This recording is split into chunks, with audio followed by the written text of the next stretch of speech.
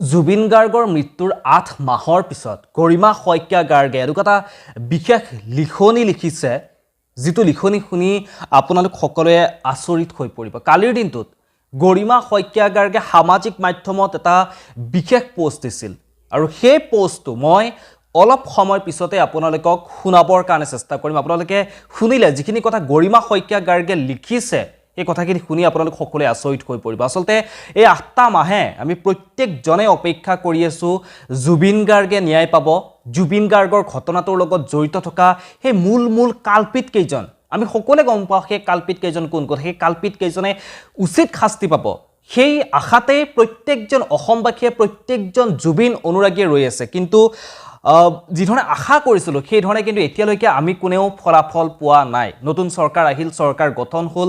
আজি দিনটোত হিমন্ত বিশ্ব শৰ্মা ডাঙৰীয়াই তেওঁ জুবিন ক্ষেত্ৰলৈ গ'ল, জুবিন ক্ষেত্ৰত গৈ জুবিন গাৰ্গক সেৱা জনালে।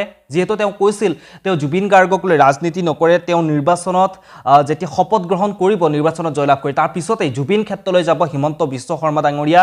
হিমন্ত বিশ্ব শৰ্মা ডাঙৰীয়া আজিৰ দিনটোত দেখা পোৱা গ'ল তেওঁ জুবিন ক্ষেত্ৰলৈ গৈছে, গৈ জুবিন ক্ষেত্ৰত তেওঁ সেৱা জনাইছে।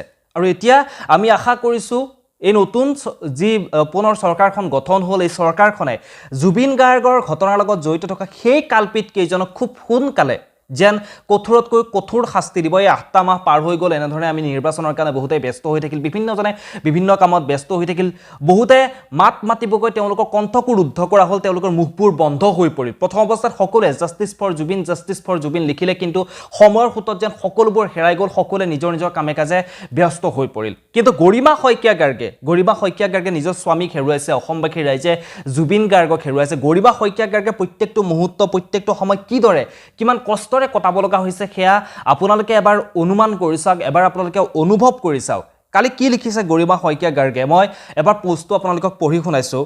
গৰিমা শইকীয়া গাৰ্গে জুবিন গাৰ্গ আৰু গৰিমা শইকীয়া গাৰ্গৰ দুয়ো একেলগে উঠা এখন ফটো ফেচবুকত শ্বেয়াৰ কৰি তেওঁ লিখিছে ৮ মাহ, সপোন হেৰাল, অনুভৱ হেৰাল, ইচ্ছা অনিচ্ছা, ভাল লগা বেয়া লগা, দিন ৰাতি, মন প্ৰাণ আত্মা, অস্তিত্বই হয়তো হেৰাল, নিজকো হেৰুৱালোঁ, পৃথিৱীও হেৰুৱালোঁ, শূন্যতাই আৱৰা সময়বোৰ সাৱটি, মাথো জীয়াই আছোঁ এটা শৰীৰ লৈ।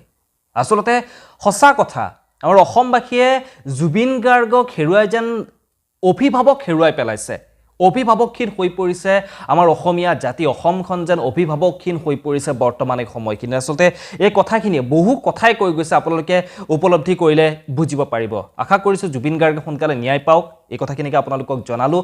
বাকী আপোনালোকে মতামতসমূহ জনাবলৈ একেবাৰে নাপাহৰিব। পুনৰ লগ পাম। Justice for Zubeen Garg. ধন্যবাদ।